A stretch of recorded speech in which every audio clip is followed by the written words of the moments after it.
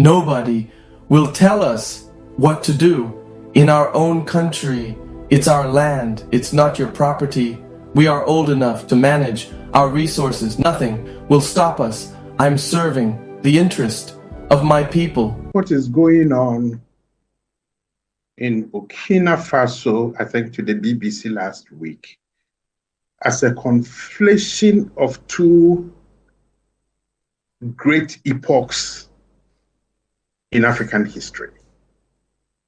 The first epoch was the optimism generated by Africa's leaders who won independence for us, and the optimism and the hope that arose on this continent that we've got a new identity, that we can do something for ourselves.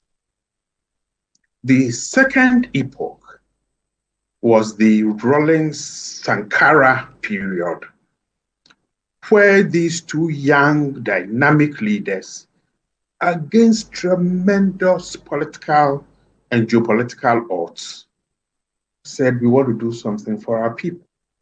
We want to change the narrative. Thomas Sankara went ahead and changed the name Upper Volta to Burkina Faso. You know, I think land of the brave or dignified or something of that sort. Traore captures the optimism of the 1950s and early 1960s, in which our leaders said, look, we can do something for ourselves and create a new identity. He's combined that with the savviness of a modern contemporary leader of the Sankarist Rawlings mode. Good speaker who is trying to transform his economy, his politics, the social identity of his people by simple interventions that are transforming lives. And the whole of the continent is saying, hang on, this is the kind of person that we need. This is not about highfalutin political theory. This is about practical, hands-on transformation of lives through agriculture, through mining, through health, and just the raw engagement with people that says, look at me, as your leader, I'm going to lead an exemplary life. And hopefully during the conversation, I can share with you some of the specific hands-on interventions that are beginning to annoy people. That for the AFRICOM commander to say that he's against Traore because he's using the gold resources of Burkinabe for his people, just demonstrates to you the extent of the hatred against this young man who has decided to do what every other decent leader does for his people, transforming their lives. So probably we need a much more stronger, evocative word that describes what Traore is doing. It's about the timing, it's about the positioning, it's about the agency, and it is about the capacity of Traore, together with Goita and the leader in Niger, to capture the dreams and aspirations first of their people, to change the narrative around the fight against violent extremists and terrorists, and to say we want to be masters of our own countries. And therefore, France, thank you very much. You foisted your language, your culture, and the way that your form of governance, it hasn't helped us. We are willing and prepared to do something else.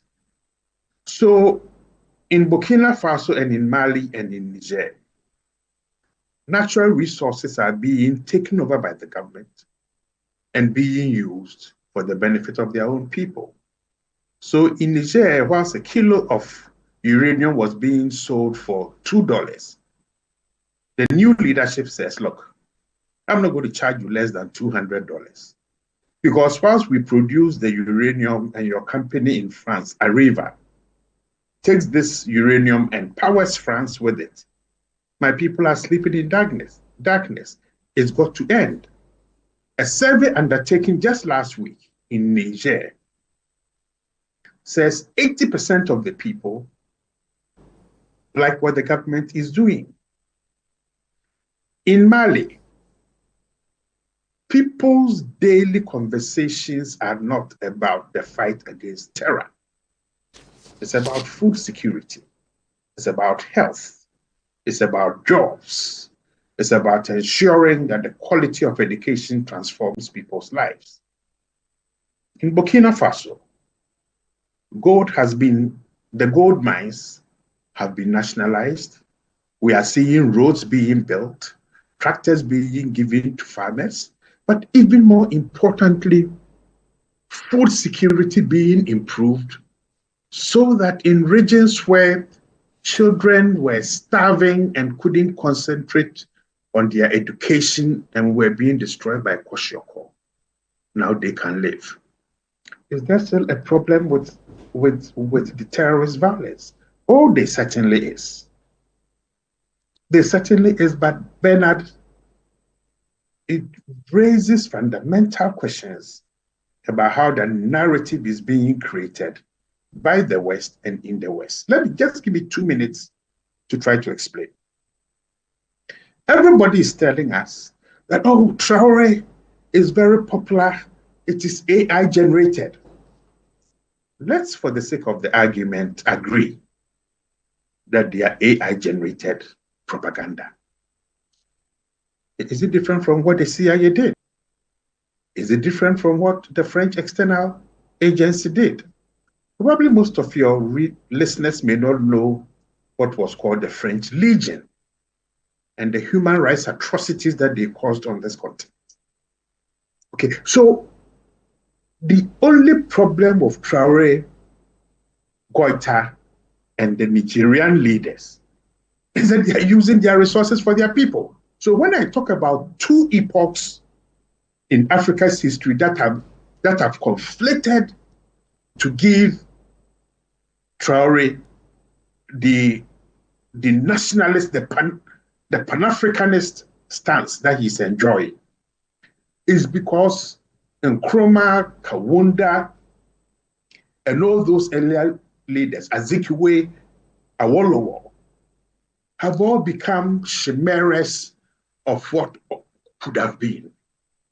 Sankara and Rawlings have also become something that people think when they read and listen to their speech, think, wow, did we ever have these people? Okay, so Traore suddenly encapsulates all these epochs and driving Burkina Faso together with Mali and Niger to raise critical questions and to bring a different and a new understanding to what development and security means. Let's ask ourselves the second point. All these Western countries who are making noise about terrorism, the spread of violent extremism, they've all been in these three countries for decades. They couldn't bring this issue under control. Overnight, when these guys took over, the terrorists have become much more powerful, better equipment, more mobile, great intelligence access. And where is it coming from? How can this mixed group of people suddenly become so effective? And it raises questions about the quality, the timing, and the usefulness of the security force assistance that our so-called partners gave to these three countries. In Niger, billions of dollars were spent over a 9-year period. Where did the money go? Where did the equipment go? How useful were they? How practical were they?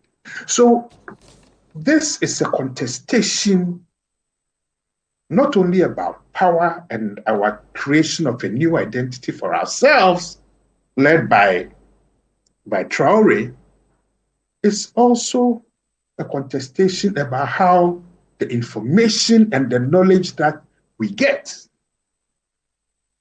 is packaged and presented to us. Once more, we are not expected to generate this information. But unfortunately, thanks to social media and smartphones, the information is getting out there. People are critiquing it. People are discussing it. But we shouldn't take it for granted that this is just some fluke that will just go away. I think they've touched a nerve, and that nerve is beginning to bring some changes, even in La Côte d'Ivoire, even in Senegal, even in Central African Republic.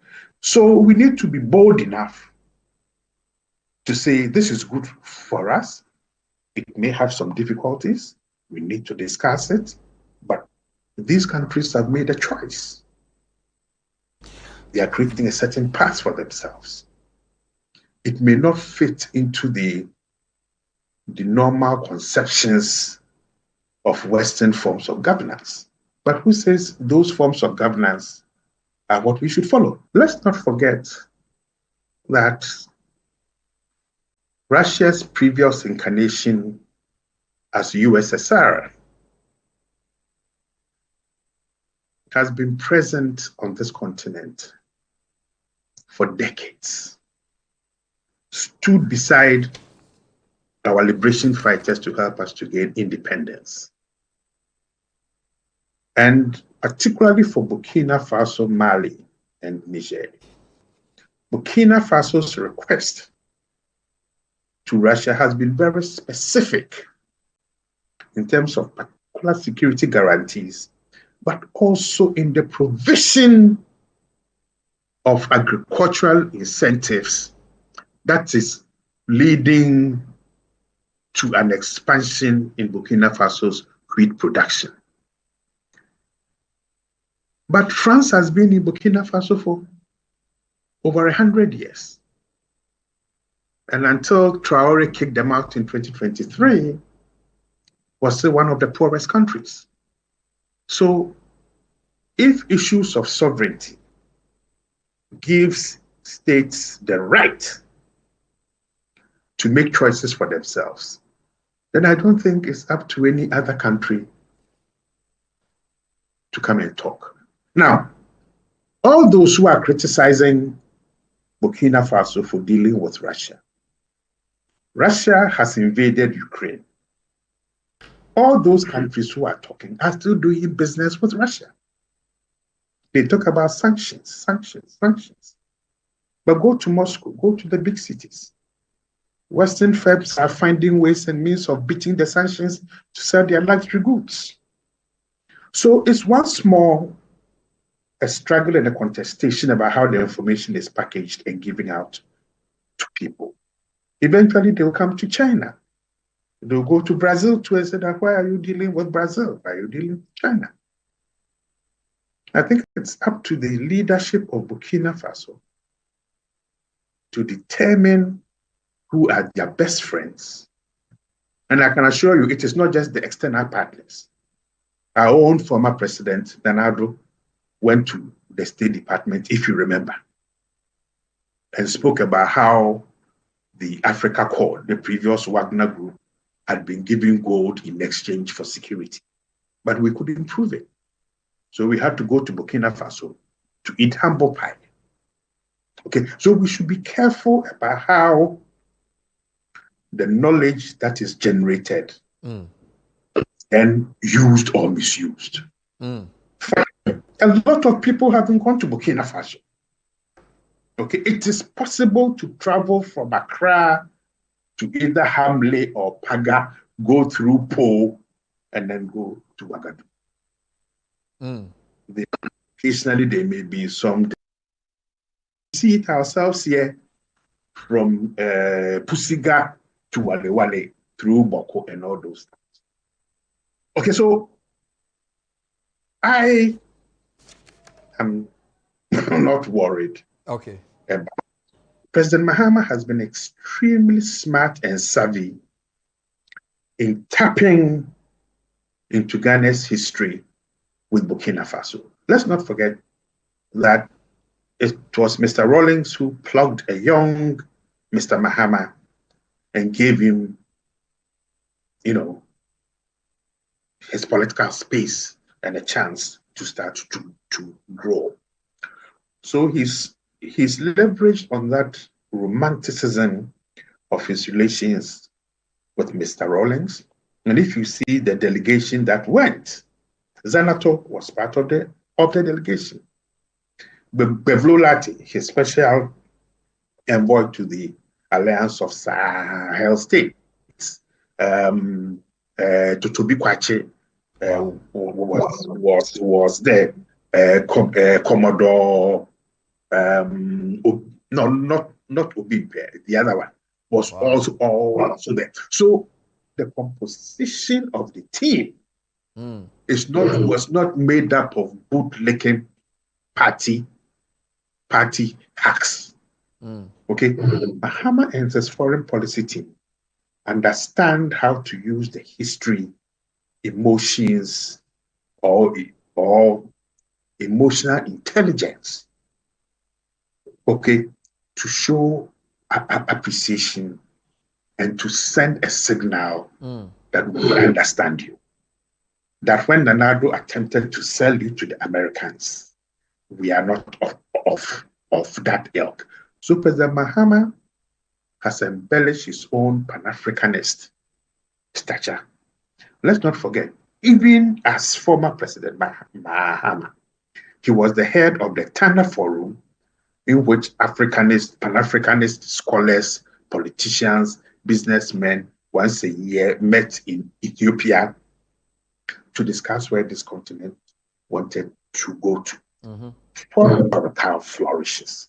Okay. It's a sensible, mature, informed, hands-on, identification of entry points that allows even your previous enemies to say, I can do business with you. And that is what I think he's a young man who has learned from history. And I think he's going to survive and to deepen the processes that he has started. Let me just share with your viewers, something that I find very useful. He's just started a resilience program against food and nutrition insecurity in the Sahel. Okay, that is transforming agriculture and is transforming lives. Okay, we are seeing road building, projects that in other countries, people would have stolen the money. So it's not only about the rhetoric, it's about practical, hands-on, operational interventions. So he knows, one, that the rapid expansion and sudden capacity of the terrorists is because they are getting external intelligence and logistical support. So he is very careful. He's also learning from the Rawlings experience. That you remember when Mr. Rawlings dismantled the CIA operation to destroy him and to ensure that Ghanaian women got cheap contraceptives that were dangerous to their health. They wanted to take Mr. Rawlings out. It was Michael Susudis and Co. who forged that dangerous attempt against Mr. Rawlings. I think there were 19 attempts against Mr. Rawlings' life. So this man will learn from his history. Okay? But irrespective of how much history we learn, it is for other people around him to say, we want to lay down our lives, both to protect the propagator of the ideas, but also the ideas itself. He knows he's got powerful enemies. And my final point, for the head of Africa to claim that, that is General Michael Langley, has accused Traore of using the country's gold reserves, quote, to protect the junta regime rather than for the benefit of his people. There is no bigger falsehood than this. The regime must survive first to be able to drive the change that the people need. And I think from what is happening around the world, I think the United States is the last country.